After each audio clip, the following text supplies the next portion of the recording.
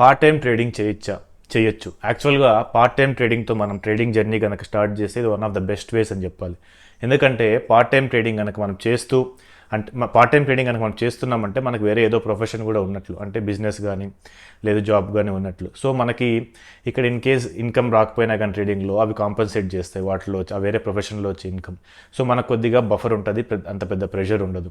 కానీ part time trading మనం అనుకున్నంత ఈజీ కూడా కాదు. ఎందుకంటే ఇది మన జాబ్తో, అదే వేరే ప్రొఫెషన్తో ఇంటర్ఫియర్ అవుతుంది.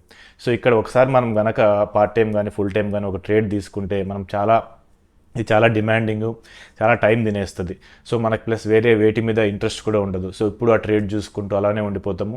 సో మనం చేసే మెయిన్ ప్రొఫెషన్ ఏదైతే ఉందో అది దెబ్బతింటుంది. మనం అక్కడ కాన్సన్ట్రేట్ చేయలేకపోవచ్చు, అక్కడ అండర్ పర్ఫామ్ చేయొచ్చు.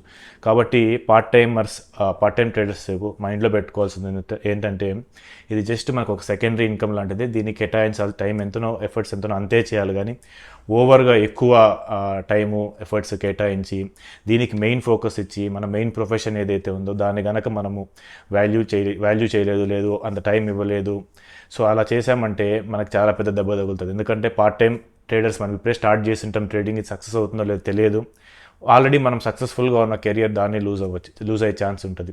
సో పార్ట్ టైం ట్రేడర్స్ ఎప్పుడు అట్లీస్ట్ ఒక 2 to 3 years కన్సిస్టెంట్గా మనకి రిటర్న్స్ వస్తుంది అన్నంత వరకు మన మెయిన్ ప్రొఫెషన్ ఏదైతే ఉందో దాని మీదే కాన్సన్ట్రేట్ చేయాలి.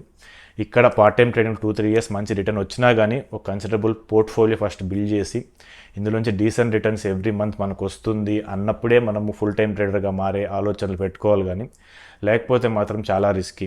సో ఎప్పుడు కానీ, ఎందుకంటే చాలామంది ట్రేడర్స్ ఆల్మోస్ట్ 90-95% ట్రేడర్స్ వెనక్కి వెళ్ళిపోతారు. 5-6% ట్రేడర్సే మార్కెట్లో మిగులుతారు.